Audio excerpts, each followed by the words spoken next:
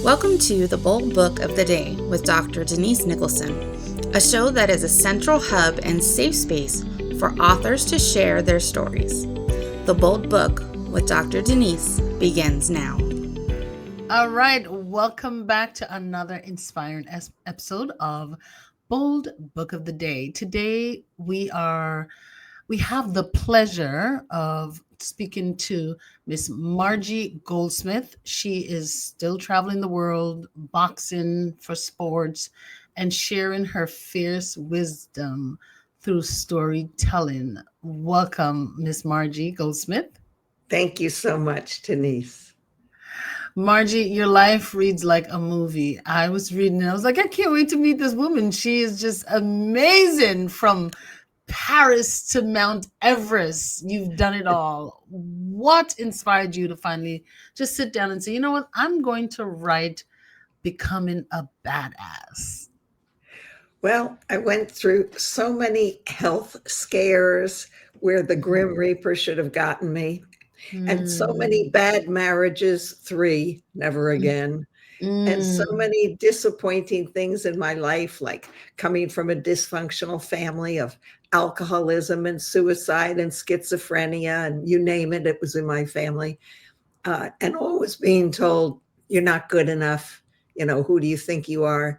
And being brought up to feel less than. I thought, you know what? I don't have to be this way just because my parents are telling me I am. I am going to go off on my own, and I'm going to remake my life the way I want to. So when I finally finished doing many of the things I did and had my last health scare and was able to sit down and take stock of my life, I thought, people keep asking me, they keep saying you should write a book and tell other people about this, because there's so many people who feel the way I did, felt less than. I thought, okay, I am going to do that. That will be my next adventure. And that's why I wrote the book. It just was published last week. Congratulations. Thank you. You have spoken openly about your family's struggles with suicide and mental illness and addiction. How did you find the strength to not turn into that, which is statistically so easy to become? How did you come through that? Well, when I graduated from college, there was this little flyer from Columbia University saying, go to Europe, $200 round trip, which back then in the 60s was really cheap for a 2-way trip. I didn't want to go to Europe, but I thought, I got to get away from here. I don't have enough money for my own apartment. I was having these horrible stomach aches. I went to see a doctor. He said, it's your mother. Get away from your mother. Your stomach aches will go away. So I decided I would go to Paris and Europe for the summer. So I went floating around from major city to major city, and it came time to go back to New York. I was on a train coming from Nice back to Paris to catch my plane to New York. And I thought, why would you want to go home when you don't have enough money to afford your apartment? You're 21 years old. You'll have to live with your mother. You'll go on and get a Master of Fine Arts. Well, you don't need it. What do you want it for? You're not going to teach. You just want to write. So why don't you just stay here in Paris? And also, I had hated Paris when I first got there. It was dark. It was gray. It was raining. Did the cute French boys hit on me? No. Not at all. I was completely alone. I couldn't speak French, and I was miserable. I couldn't wait to get from there to England. And I thought, you know what? Everybody's written all these love books and songs and sonnets about Paris, movies. There's something wrong with you. You better stay here till you learn what it means to love Paris. So I sent a little note back with this 12-year-old girl who was sitting opposite me on the train with her parents. I said, will you do me a favor? When you get back to New York, here's the phone number. Please call my mother. You didn't make long distance calls in those days because it cost much too much. Right. So it said, dear mom, I've decided to stay in Paris. Love, Margie. Well, I get a phone call the next day from my mother, long distance, and she was cheap too. And she goes, Margie, are you pregnant?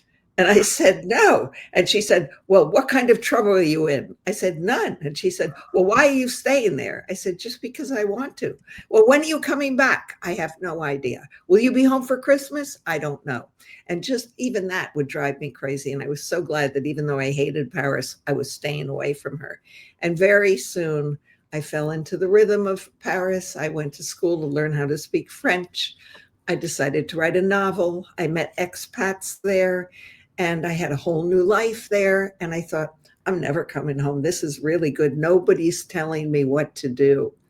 So that was why I stayed. And that began my transition from being the poor me, oh, I'm not good enough person, to the fighter. That was the beginning of it. How long did you stay in Paris? I stayed 4 years, and I would probably be there now, but I met a man who I went to work for. He was an expat. He had been blacklisted by McCarthy, which made him 27 years older than me. But this was Paris. Nobody cared. It didn't matter. No one cared. And I ended up marrying him. He was a film director. He had trained under Orson Welles. He knew so much. I learned so much about filmmaking, about creativity. And then he had to do a play back in New York with James Earl Jones. So we were leaving Paris, and then it became another play in LA. So we never really got back to Paris. And then I outgrew him and divorced him. And by then I was back in New York. So you've been married 3 times. Yes. What did you learn from each marriage? That all 3 are the same. Never lose communication. I said, I'm always going to say what I feel and mean what I say. I never did. I was too afraid I'd hurt their feelings if I told them the truth. So I would just swallow it up. I'd be a yes, ma'am kind of person. I never screamed at them. I never said what I felt. I didn't know how to do it. If I were to do it again, and trust me, 3 was enough, I will never do it again.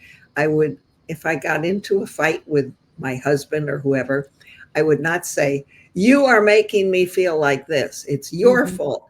I would put it on me, and I'd say, look, I feel really badly because you are doing this to me, and this is how I feel. So if you put it back on yourself rather than the other person, I think you can get along forever. I know a few people who've been married 51, 52 years. I find it remarkable that they're still married. I never made it more than 12. That was my longest relationship. The shortest one was 1 year. And in the middle was 7, but only 5 we were really married. Wow, but the first one was the longest? The first one was, he was in the middle. We were together 5 years and married 2. The longest one was the second marriage, which we were great for 10 years. It was perfect. See, I think here's what relationships are. You meet, you're together. You don't want to have dinner with anybody else. You just want to be alone with each other. And then you start to grow, and you either grow together or you grow apart. And that's what happened to me all 3 times. You grew apart. Second marriage, he was a corporate lawyer, very distinguished. We'd have dinner, with all the celebrities. One of his clients, outside counsel, not inside, was Trump. We had to go see the Sphinx Tyson fight on Trump's helicopter. Met Jack Nicholson. I sat next to dinner with Michael Jordan when he was doing the Dream Team for Barcelona in the Olympics, 1992. It was a fairy tale life. And then I went on a trip rafting on the Grand Canyon and on the Colorado River, and I suddenly decided, man, this is crazy. This little white picket fence life with my own credit cards. I could have whatever I wanted. That wasn't me at all. And I loved being out dirty in the water of the Colorado. There were no showers, sleeping on the ground. And I realized that our life had come to the end of a passage. I was in an eddy, which is this circle of water which doesn't go anywhere. And that's how my life felt. People would say, what are you, crazy? He's so rich. He's so famous. You're out of your mind. You're going to be sorry. But I did it anyway. I divorced him because it wasn't inside my gut. If happiness was more important. Exactly. And that's what becoming a badass means to me. Going for your own feelings and your own, whatever is in your gut, just do it. Your gut's not going to lie to you. Do you know that they consider your gut your second brain? seriously. As a But matter there's of fact, your doctor was right. The reason why you were having those intense pain is because your gut was telling you this situation is toxic.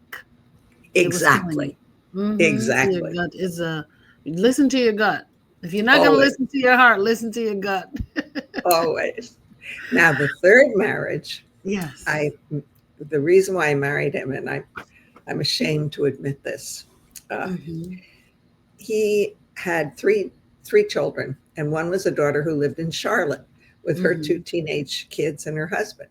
So we Mm-hmm. went out to visit them one Thanksgiving. And so she showed me to one daughter's room and showed Jamie to the other daughter's room. And I'm thinking, Jamie, we're 70 years old. Why are we being separated? And Jamie goes, well, we're not married. And she's very religious. I said, yeah, but we're 70 years old. This is ridiculous. The four of them were sleeping in one bed just so we could have two bedrooms. So I said, I'm going to get even. We're going to get married next year so we can come back for Thanksgiving and sleep in the same bed. Now, you might think that's insane, but my life has been insane. And that seemed a very good reason to get married. It's logical. Absolutely. Absolutely. He didn't even make it a year because I was hoping that we would live in separate places. That'll keep a Uh-huh. marriage together forever. And we would Mm-hmm. only meet up on the weekends. So we wouldn't have enough time to fight. And then Right. suddenly he wanted a traditional marriage. He was religious. He Mm-hmm. went to his church every weekend. And he thought, we have to be a union, blah, blah, blah. And he moved in with me. I said, don't let go of your old apartment. Please keep it. We never know. And he'd be there kind of snoring with his mouth open. And I'd be in the other room writing away. And I thought, this isn't working. I said, let's go back to the way it was before you moved in. Oh, no, he didn't want that. So that barely made it to a year. No communication. That's the problem. I didn't tell him how I really felt, that I couldn't Mm. stand him snoring in the living room, that I wanted my privacy. You got to say what you feel. You got to say what Yeah. you mean and mean what you say without saying it meanly. Yeah. But you've learned, Oh, yeah. over time, Oh, you yeah. have traveled and experienced so many different things in so many different places. And so it's time for you to stand up for yourself and say what you mean. I noticed doing my research that you have traveled over 150 countries. Is that right? That's correct. Well, I've spent a lot of my life as an experiential travel writer, which means I'm not writing, here are the 10 best beaches to go in Phuket. No, I'm writing from personal experience, what happened to me in Phuket. And hopefully, by writing about what happened to me in Phuket, I'm taking you with me so you can feel it and be there with me and smell the smells and taste the food. And I think it's the only kind of writing we have left for us today, because AI is taking over all the what one of my editors used to call listicles, 10 best things to do in Spain Yeah. and Yeah. that kind of thing. It's sad. I know, but if we learn to use AI as a part of this new era, then we can embrace it. There's just so much more to it than what we know already. And of course, there has to be some protection of our brain, because if you don't use it, you will lose it. So if you continue to go to AI for everything, then your brain will go dead. You just will Exactly. you will not know how to respond, how to come up with questions, how to just listen and answer based on what people are saying. You really need to use it and practice how to use it to benefit you and not to take away your brain. Well, so far I'm not using it, although some of my editors use it for their titles. They go, oh, AI can make much better titles than we can. Another editor says, what? They said that out loud? Oh my So, goodness. And they cannot. What they can do is give you more examples faster, so that you can tie your examples. You can do, because they don't know your book like you do. They don't know how, the intention of your book. They may know how to summarize it, but they don't know what's in your heart, what you want people to get out of it, the reason why you woke up and write this book. So they don't know how to come up with a title that is going to hit people at the heartstrings and make them, say, yes, this is something for me. I see what's in this for me. So I don't believe that, they can come up with a better title. I So agree. anyway, what's one place that's completely transformed your perspective on life, being that you have traveled so extensively? Okay, every place has transformed me in a different way, but I would say one of the ones that transformed me the most was Papua New Guinea, where we went to this Batwa pygmy tribe. They weren't that little. You think of pygmies as, being tiny, but they were about 5 feet tall. Oh, And that's what I they had call gotten me? that way. You're 5 feet tall? I'm 5'6". On a Okay. good day. On a good day. All right. All right. Well, in any event, whenever I go on a trip, I get Hohner Music to give me 30 plastic harmonicas that kids can play. So we went up to this tribe. We hiked up. It was a long hike. And I played the harmonica for them. And then they played the drums for me. And the next day there was a big ceremonial drum chant. So they're playing the drums and we're all dancing around. And I get out my harmonica and I start to play my harmonica. And then I pull out 30 harmonicas from my backpack and I give every kid a harmonica. And I kind of explain, I'm pantomime. You just blow in and blow out and you'll make chords.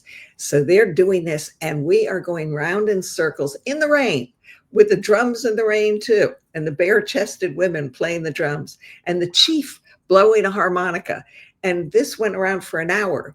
And I was so touched. And the next day we were leaving and there was a path right near where we were staying, the little hotel, with a pathway through this long grass. And I hear a harmonica. And I'm thinking, what's that? And I walk through the path and here's this little 8-year-old boy practicing on the pink harmonica that I've given them. And it really moved me. And I realized that, music is a universal language. You don't have to learn all these hellos and thank yous in different languages. That's all you need is music. And it just moved me so much that now, every time I travel to a third world country, I bring 30 harmonicas and I ask to meet with a 4th grade class because that's a good age. They're just alive and awake. And I give away harmonicas. And hopefully one of them will, learn how to play and become a harmonica master someday. And if not, at least they have a real toy, as opposed to in so many countries where they're playing marbles with stones on the ground and little sticks and they have no toys, no balls, no nothing. That is inspiring. I'm thinking already, oh my goodness, how can I incorporate something similar in my life? You are inspiring. And I guess that's what it means to be a badass, okay? Yeah, inspiring. Tell us a little bit more about the title, Becoming a Badass. Why did you choose that title? Well, I chose it because I was anything but. I was a milquetoast. I was the one who hid in the corner. My parents really didn't have the money to spend 2 cents a day for the milk at school. And one week they finally let us have milk. And so the teacher said, okay, somebody didn't call for their milk. Whose milk is this? And even though I'd paid for the first time, I was too afraid to raise my hand. I was so shy and we moved so much. I went to 13 different cities before I graduated from college and as many different schools. So you're always busy trying to make friends. And how do you do that? They've been with each other since kindergarten and you're coming into the 10th grade and they don't know you. So I had to figure out, how am I going to get to these people? For instance, how am I going to meet these girls who all seem like they're such good friends and they're laughing together and I'm all alone. I have no one to have lunch with. So there was a school election. And this is the beginning of becoming a badass. It's learning to make do with whatever you can produce out of your mind to get you noticed. There was a school election, and the most popular girl was running for class president. And I said to her, "Can I be your campaign manager?" And she said, "Yes." I don't think there was such a thing as a campaign manager. So I made little stickers. She won the election. I'm sure she would have won without my little stickers. But she introduced me to her twin sister, who they became my best friends. And then the other girls, they were all athletes. And I was an athlete too, but we came from poor towns. They had girls hockey in the fall. I'd never even heard of girls hockey. You play it on the grass. And lacrosse. I mean, what are these sports for little rich kids? So I went to girls hockey camp and I tried out for the girls hockey team, and 100 people tried out and one was cut. That was me. And I thought, okay, I've just made these new friends, but now they're going to be going off on the bus and singing songs to the away matches. How do I get to be with them? And I thought, well, you can write. Go to the newspaper. I said, listen, you guys need a women's sports column. Boom. That became my in. Now I could go on the bus with them, and I had a real job as a writer. So that to me is the beginning of becoming a badass, and how I learned to go from fearful to fierce. I mean, just go for it. Invent new ways of doing things all the time. Don't settle for what you've been told you are by others. It's not your business what anybody thinks of you. And boy, did it take me a long time to learn that. I mean, all the way to high school. That's when I started to blossom, by suddenly having real friends. I mean, I don't know what your situation was, whether you had been in school with these kids for 3 and 4 years, or whether you two, like me, were a nomad moving around because your family did. But it's hard to make friends when you're the new kid in town. It is. So for me, I moved around a lot because my mother, when I was 3 years old, she migrated to the United States. And then 6 weeks after my mother left, my father passed in a horrible car accident. And so I lived with my mother's mother, my grandmother, and then I moved to live with my great grandmother. Then I lived with an aunt. By the time I was 6 years old, I lived in 6 different homes. So I understand moving around. But one good thing is once I started first grade, the same grade school I was in, no matter where I moved to, I bussed back to that grade school. You're so lucky. Girl, I thought I was in hell at that time, because sometimes I lived 2 hours away, or I believe it was really just a 45-minute drive with no traffic. But in the mornings with traffic, it was about 2 hours or more just to get to school in the mornings. So, and to go back in the evenings, the same thing. So I understand moving around, and I was very quiet, because there were some times when I, had burst of joy, and I feel like saying joy instead of happiness, because I believe though I had some joy, the happiness wasn't always there. I believe I was depressed as a young girl because I had no parents, and so I was depressed. And so I understand feeling lonely. I understand being quiet and feeling like my voice is not important, so don't say anything. And I feel like I understand where you've been, because there were times in my life where I just wanted to belong. I just wanted to be a part of the family. Like when I lived with my auntie, she was married and they had 3 children at the time. And I just wanted to be one of her. I wanted to be one of her children. I just didn't want to be in another home being just the niece anymore. I just wanted to feel like I had parents. So when people asked me if she was my mother, I would say yes. And then one day she corrected me, or she didn't correct me. She corrected the lady. She was buying something for me, and she said to the woman said to me, "Oh, what a beautiful daughter." And she said, "That's not my daughter." Oh, Oh, girl, I was so crushed. I don't think she did it, out of malice right, or right. meanfulness. I think she wanted to just, be honest. And I took that very personally. I was so hurt. So I understand feeling hurt and just Yeah, don't feel like I belong. But you have, even though you have felt these feelings and felt like you weren't apart, you were still able to evolve in this badass. And that badass evolved, I see, from you just carving out a space for yourself no matter what. exactly. And one thing which also helped me was challenging myself constantly. I Mm-hmm. mean, I had seen this little thing written by Eleanor Roosevelt saying, do one thing every day that scares you. Mm. Well, I don't do one thing every day that scares me, but I try to do one big thing a year that scares me. Uh-huh. Uh, and it works because you never fail. Even if you do a marathon, if you don't finish the race, man, you tried, you got in there.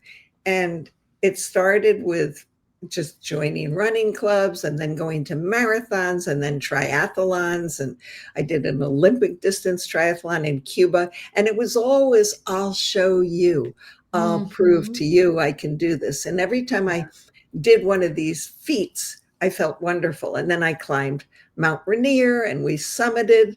And then I climbed Pico de Orizaba, which is this humongous volcano in Mexico. Mm-hmm. Everybody canceled. There was just me and two instructors. One instructor had run up the mountain because somebody had altitude sickness. So now we're down to one, me and one instructor. It doesn't give you much impetus to want to go climb this huge volcano. So we'd been climbing for about 8 hours. It's sunrise. And he's Uh-huh. also a photographer. He wants us to climb to the crater so I can look down and he can take fabulous pictures. And all I wanted was a hot shower. I just wanted to get the fluck out of there and go home. And so I wrote a story called When Half a Mountain is Enough. He was devastated that he didn't get his pictures, but sometimes you just got to say, no, enough. But then after that, Mm-hmm. I climbed Everest, not to summit, but to go to the North Face where Mallory and Hillary went. And that was Uh-huh. a very difficult, but very empowering climb. I think anything you attempt that's out of your comfort zone is going to be good for you, even if you fail. And you just have to say, yes, I'm going to do it. I mean, I've done so many things now. I've rappelled, which is upside down depelling, where you're going Mm. head first down a gorge. I've climbed Lord. the CN Tower in Toronto, circumnavigated it. You're like 2,000 feet above sea level. And how Mm-hmm. do I do it? Well, you're all roped in, you've got the harnesses on and the cables, and you have to step out onto this ledge, which is terrifying. And whatever I do, whenever I'm afraid, I say, okay, it's either going to be 5 or 4. You don't have to count to 3. So I'll go Mm-hmm. 1, 2, 3, 4, out. And before you know it, you're doing it. Otherwise, you could talk yourself out of doing something. It's so easy. That's the easy way out. And most of us want to take the easy way out.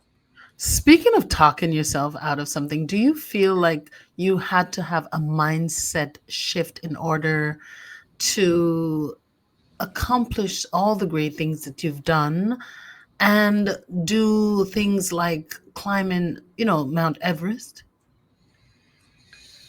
Well, I think you have to have a mindset shift in everything you do, every adventure. You have to tell yourself, I can do this. Yeah. Otherwise, you're not going to do it. And you have to want to do it at least. You have to be half afraid, which makes you say, I'm going to do this. I'm going to prove Mm-hmm. I can do this. I'm going to prove everybody wrong. They think I'm a nobody, but I'm going to go climb this. So I Yeah. think it's inside you. It's inside your heart. It's inside your gut.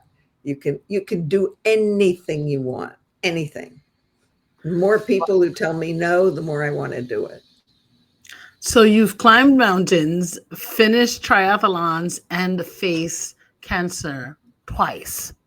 3 times actually. 3 times. Yeah. How did those physical challenges help you overcome emotional challenges?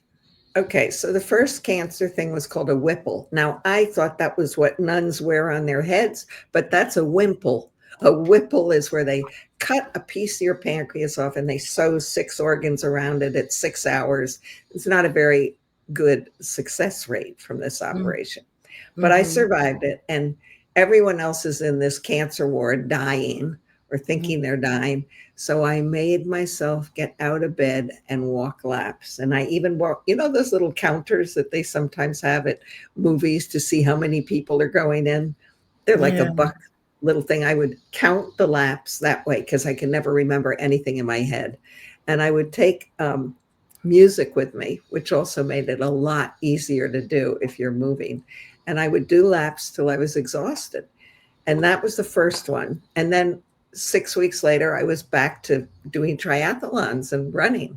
The second time, they said, okay, you've got another nodule in your cancer. It's like stage 4 pancreatic cancer. So we better take out your entire pancreas. I said, oh, fine, go right ahead. And they said, well, that's going to turn you into a diabetic.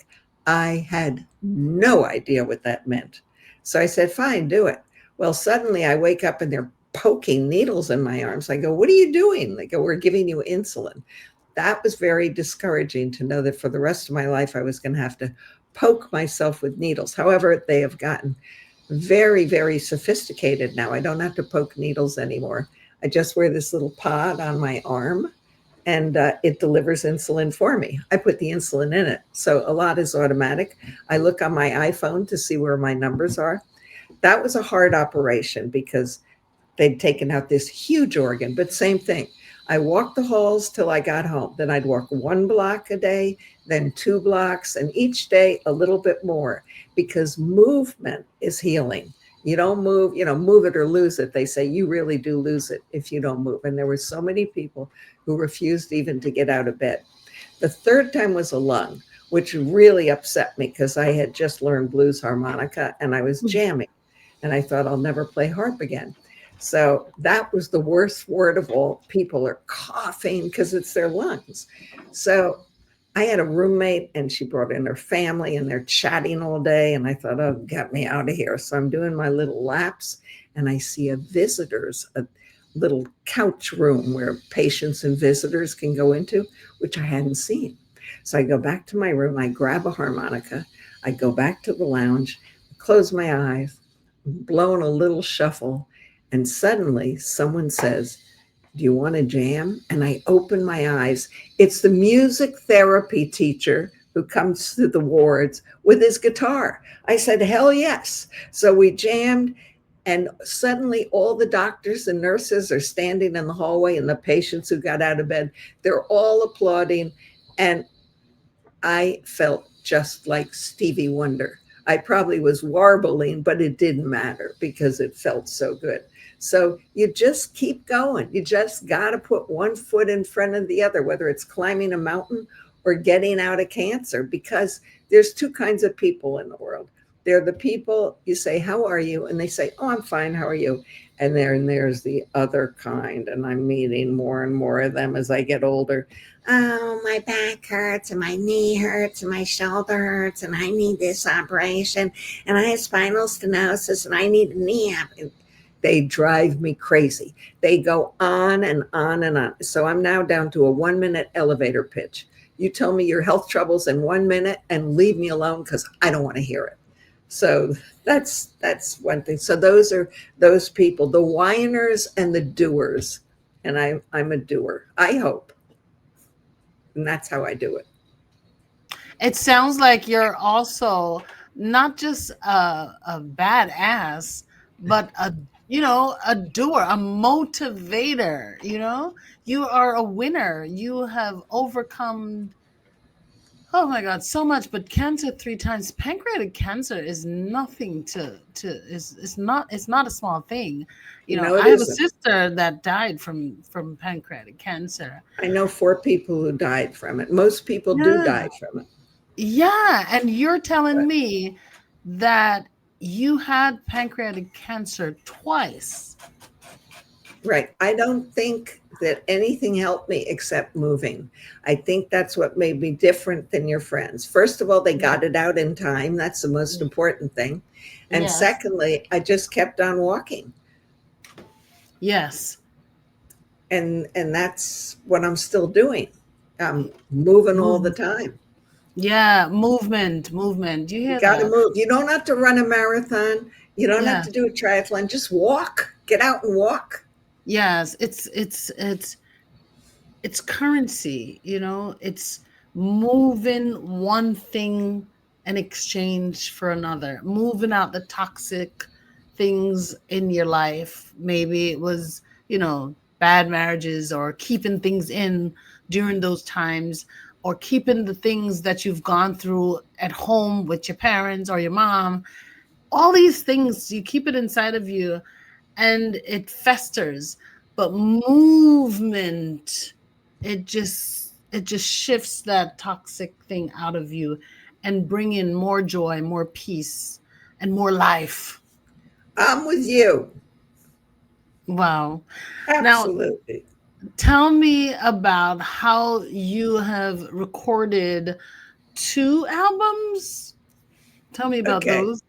So if you don't ask, you don't get, right? Uh-huh. So I take harmonica lessons, and probably to stop from having to memorize all these blues shuffles from the greats, I decided I'd write my own words to these songs. It would Mm-hmm. be more fun.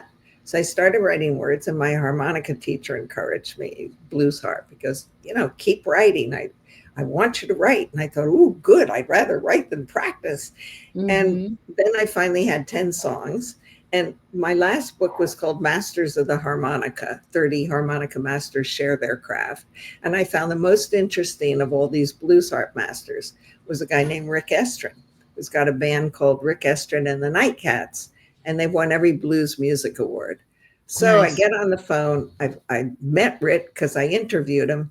I expected him to say no. And I said, listen, could I record an album with you in your band? Because I knew that if I couldn't do it on the harp, he'd back me up. He'd play the harmonica parts. And he goes, well, send me your songs. So I sent him some songs thinking, oh my God, he's going to think you're awful. He's not even going to respond. And he said, yeah, come on out to Graceland, not to be confused with Elvis Presley's Graceland.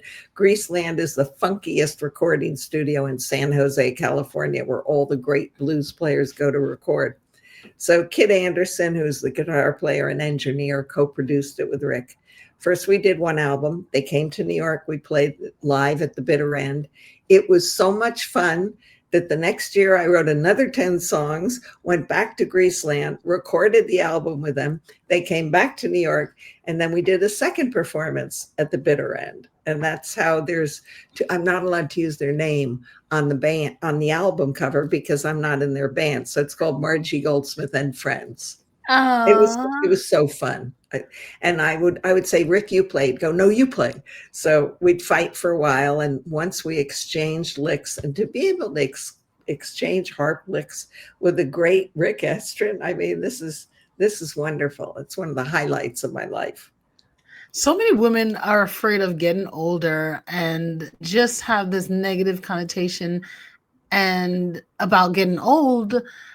And I see you have lived such a rich life. What do you have to say to those women who are afraid of getting older and thinking that life doesn't have much to offer when you get older?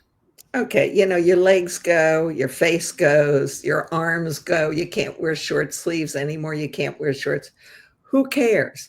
You're still alive. I was afraid when I first started seeing my face not look like it had when I was 22, which is the age I am on the cover of my book. I thought, this is it. You're finished. You're washed up. Nobody treated me any differently. My friends are mostly 20 years younger because they're all athletes or musicians. And I'm going to be 82 in January. And I never admitted that before to anyone. But now Mm-hmm. I'm proud of it. And it kind of, people would be able to figure it out in the book. The fact I graduated from college in 65, it's It's not a small secret. So I say, go for it. Flaunt your age. I'm not afraid of anybody anymore. I'm not afraid of saying the wrong thing because I have that wisdom you get, which only age can give you. So just keep going. As long as you're not stuck, in a wheelchair so you can't move, or stuck in bed because you can't move, just keep putting one foot in front of the other and keep trying new things. You're never too old to try something new. So thank you so much for sharing your incredible story. I do feel like you're a badass. I feel like you're more than a badass. You're an inspiration, you're a motivation, and you are someone that people can look to for, for hope. Just to say, it doesn't matter how it starts. It's how you perceive it and how you design it to end. Exactly right. You could have come back to America. First of all, you could have not taken that opportunity to go to Europe. You could have taken you could have said, you know what, woe be unto me. It's not me. This is not for me. I live in a shitty life. I'm just going to be living in a shitty life for the rest of my life. But you were like, I deserve more. I'm going to escape this crap. And even if it's just for a month, I'm going. And then you went for an entire summer and enjoyed it. And then you decided, I'm not coming back. I'm going to design a happy life. You met someone, got married, and then you returned, not as a depressed teenager, or not as a teenager that had to fight to be seen and have to fight to say, I deserve to live, I deserve happiness. But now you return as a strong woman that has support. Support makes a difference when we can partner with someone, and it doesn't have to be an intimate partnership, but it has to be a partnership where other people see that the force is not just you. It could be your four parents. It could be that you have aligned with the people that were before you. They just need to see that you are supported. And Maya Angelou says, you may see me as one, but I come as 10,000. She's coming with force. She's coming with support. And you came back with a physical support, the support of your husband. So you were seen differently. And I am so grateful that you took the opportunity to design your life. Now you come with this badass, full of wisdom, full of advice, and full of someone that feels free enough to say, I evolved into this badass person. Margie, your story is such a gift and a reminder that courage isn't the absence of fear. It's choosing to live anyway. So thank you for coming and sharing with us today about how truly fierce and fearless and free you are. Please tell us, where can we buy this book, Becoming Badass? You can get Becoming a Badass from Fearful to Fierce at Amazon, at Barnes & Noble, as both a paperback, a Kindle, or an Audible. Right now it's free on Audible if you join Audible. So if you want to read it, I am reading it. So excellent. Thank you. Anyway you read. But thank you so much for having me, Denise. You're welcome. Before you go, there are 3 questions that I love to ask my guests. So yes. You're not going to get away. Okay. What's a bold statement that you can share with the audience that will cause a paradigm shift? Do not be afraid of going for that of which you are most fearful. Go for anything and everything, no matter how much it scares you. I love that advice. And what's a bold promise that you can make to the audience? If you do something that you decided to try because you were being bold and you failed, you're not a failure. You're a winner because you tried it. Yes, I love that. And that's a great perspective, to see yourself as a winner, just having to try something, because failure doesn't mean you failed. It means that way didn't work. Now go again. Exactly. Now, what is a bold move? You've done so much. What is a bold move that you'd like to make in the future? Well, Right now, I had a total knee replacement and it's still healing. Yesterday, they burned the nerves in it. Hopefully, it'll get better. As soon as I can walk freely again, I Mhm. want to go to the 5 stands: Kazakhstan, Turkestan, Uzbekistan. I've never been there. I turned it down 10 years ago when I could walk perfectly, but this too shall pass. And I think I need to get to that part of the world to see a completely different culture. There isn't much I Mm. haven't done adventure-wise, and Yes. there aren't many cities I haven't seen, but I've never seen any part of the world like that. And I think it's time to travel to someplace out of my comfort zone. I wish you all the best. Please come back Thank and you. share your experience when you have done that, because for some reason, I believe that is not too far from here. I agree, and I thank you so much. And this has been so much fun, Denise. You're inspirational. Oh, thank you. Thank you, Margie. That means a lot to me coming from a woman like you. So, guys, if you haven't yet gotten your book, because you should have ordered it by now, Becoming a Badass, go and order it today. Today. Okay. And we are going to, you know what, at the end of the year, come December, all of you listeners, I hope you're keeping track of all these books, because the person who gets all these books, I have a surprise for you, a big surprise. So if you haven't yet read all these books, go out and get them. And then I'm going to have a big, huge Christmas surprise for those of you. So go ahead, put badass on that list. Get it today. Okay. So for the person, not just, I'm so sorry. This is not for the renters. I'm a big renter. I do get a lot of books from the library, but this is for the people who purchase the book. So please go out there and purchase the book. And then at the end of the year, for all of those who have purchased all of the books, I got a surprise for you, honey. Woo-hoo. Okay. And if you haven't yet written your book and you have it on your heart to write a book, join me on Sundays. I have a writing class. Join me. Click the link in my bio on Instagram at author Denise Nicholson and just join me in one of those Sunday classes. I'm going to teach you how to get your book idea out of your head and onto paper and make some money, honey. Bye-bye. Thank you for joining us for the Bold Book of the Day with Dr. Denise Nicholson, a central hub and a safe space for authors to share their stories. Follow Dr. Denise on Facebook and Instagram at Denise Nicholson, or go to denisenicholson.com. Remember, no one can share your story better than you.